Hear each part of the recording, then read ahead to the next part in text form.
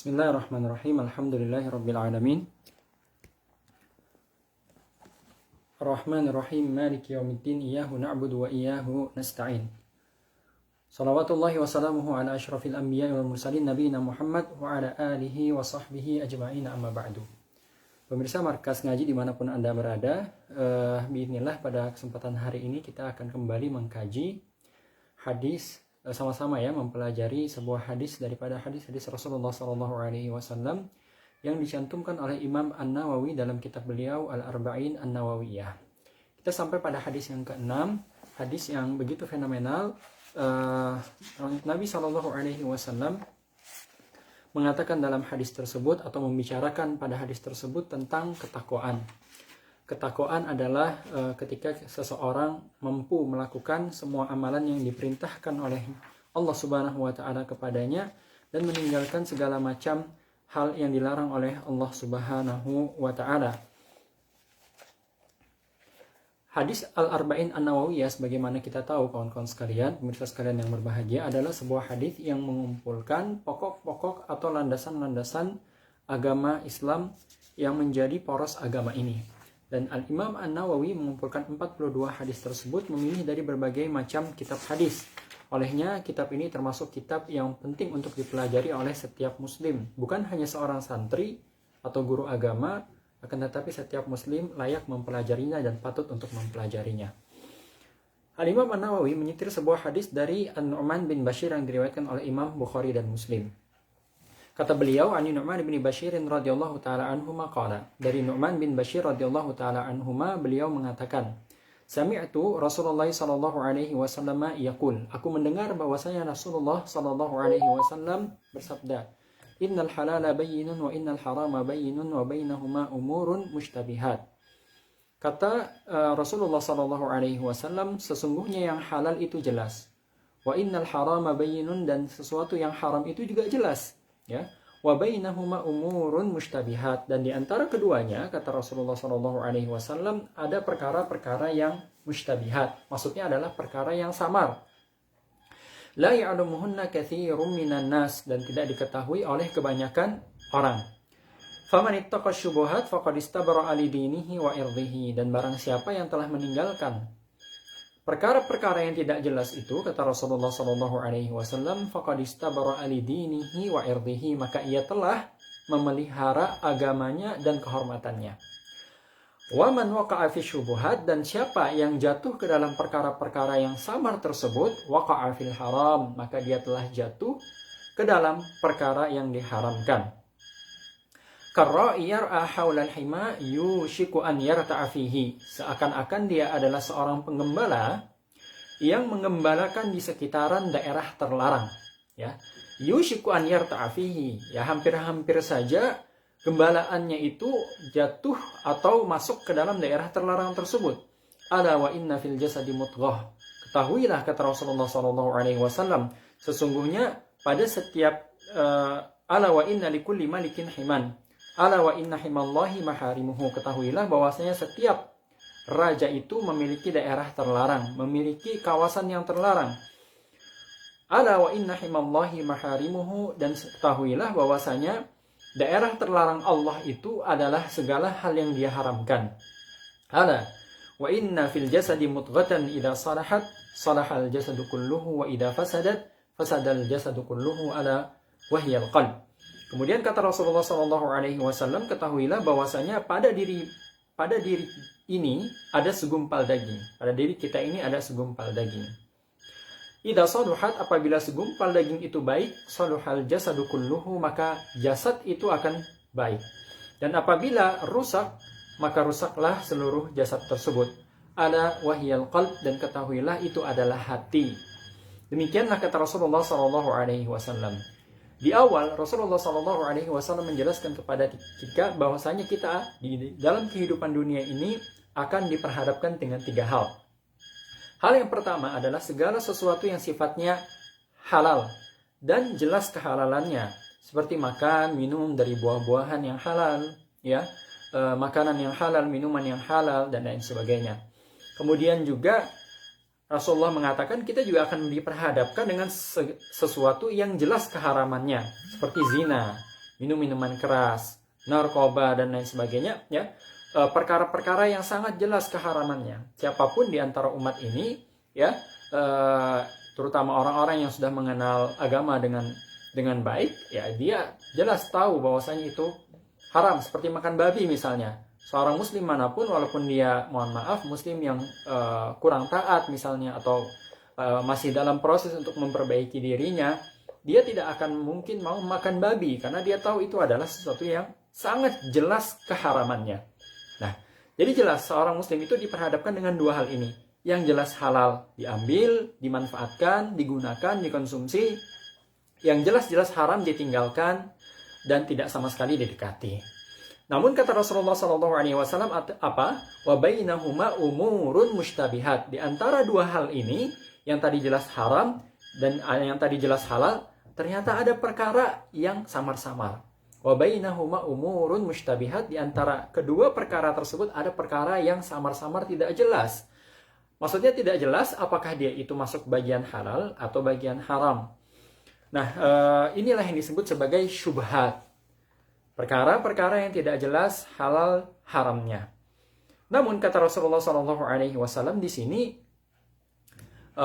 ada ternyata beberapa orang yang mengerti itu dan memahami itu.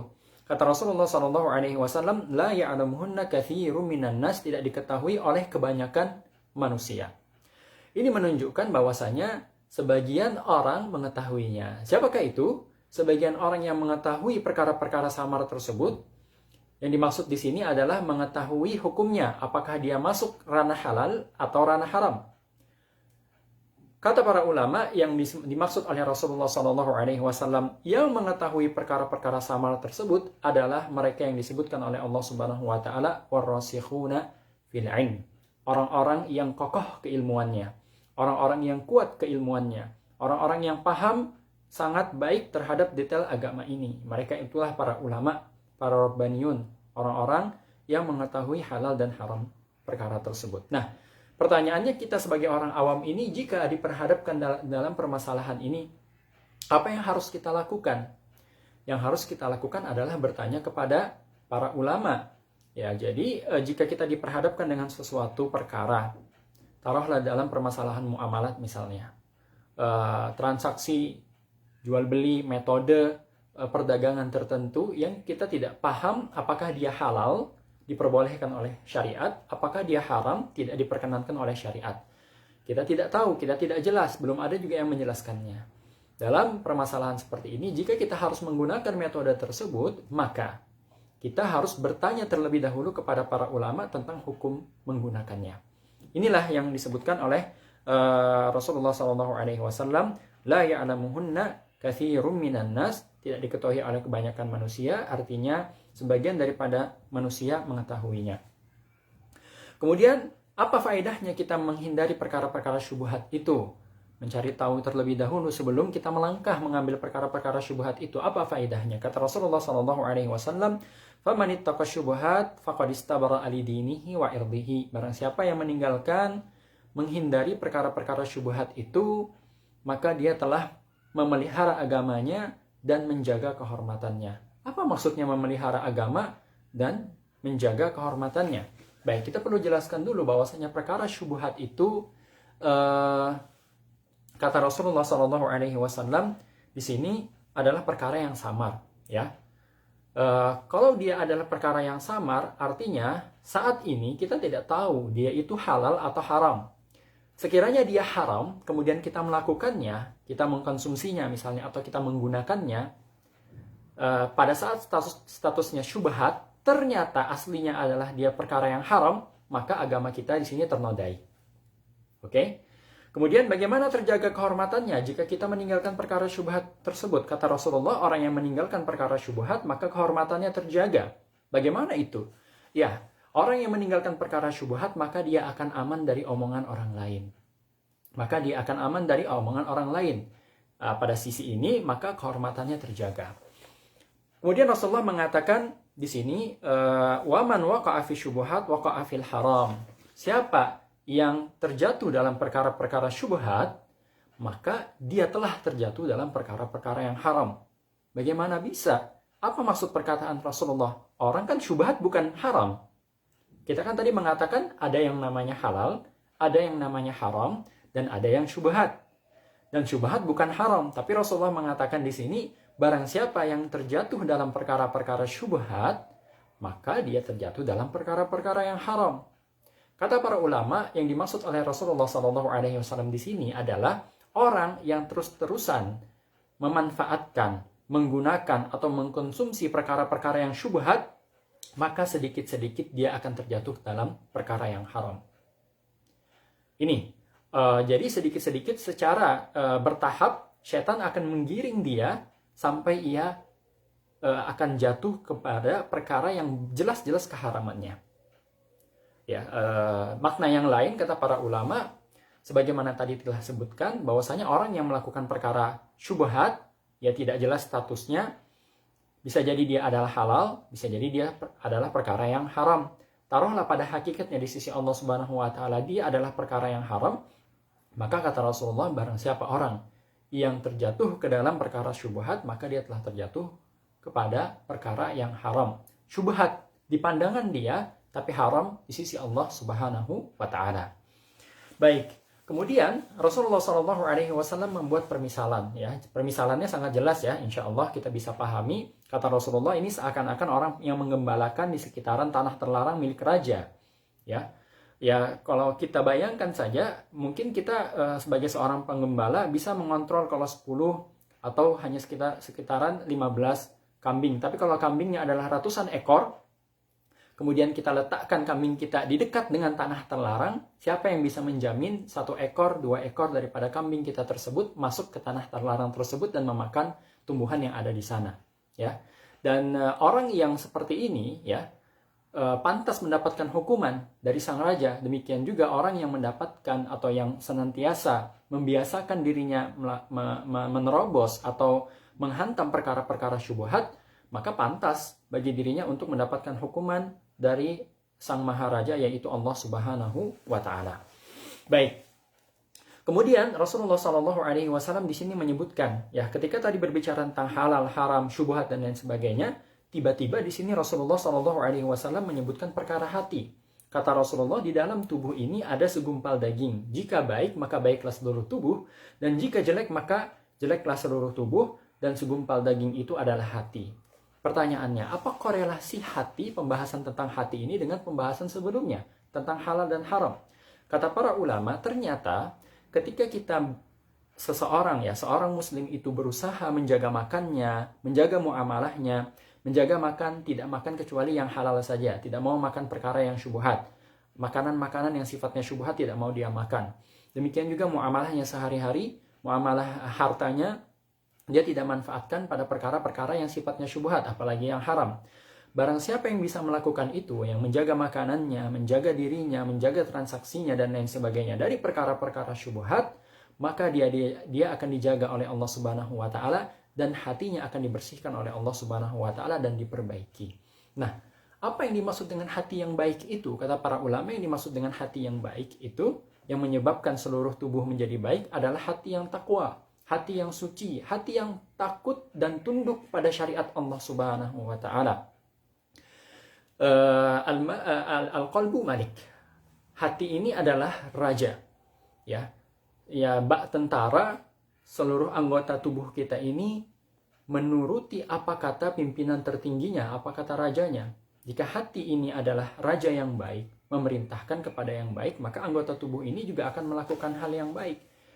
Hati baik, maka tangan juga akan baik, mata akan baik, telinga akan baik, kaki akan baik. Semuanya juga melakukan hal-hal yang baik jika hati kita baik. Dan sebaliknya, jika hati ini busuk, ya sudah terbiasa makan makanan syubhat, kemudian terbiasa makan haram, maka hatinya akan rusak.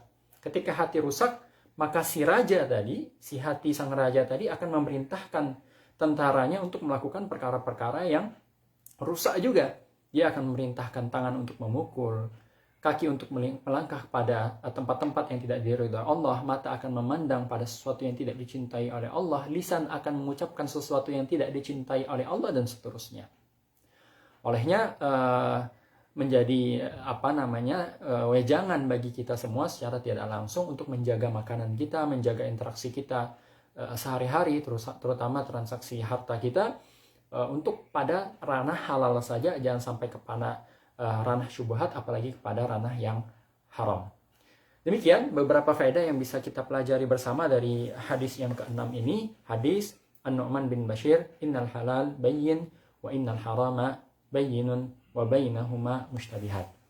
Semoga ada yang bisa kita petik dari pembelajaran ini, dan semoga apa yang kita pelajari ini bisa kita implementasikan dalam kehidupan kita. Apabila ada faedah-faedah lagi tambahan yang belum saya sebutkan, silahkan kawan-kawan berbagi di kolom komentar, mudah-mudahan bisa memperkaya video ini.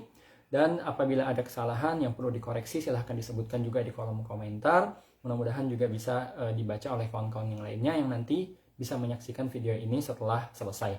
Terima kasih banyak atas kehadirannya. Hada wa sallallahu ala nabiyina Muhammad wa ala alihi wa sahbihi wa sallam. Walhamdulillahi rabbil alamin. Assalamualaikum warahmatullahi wabarakatuh.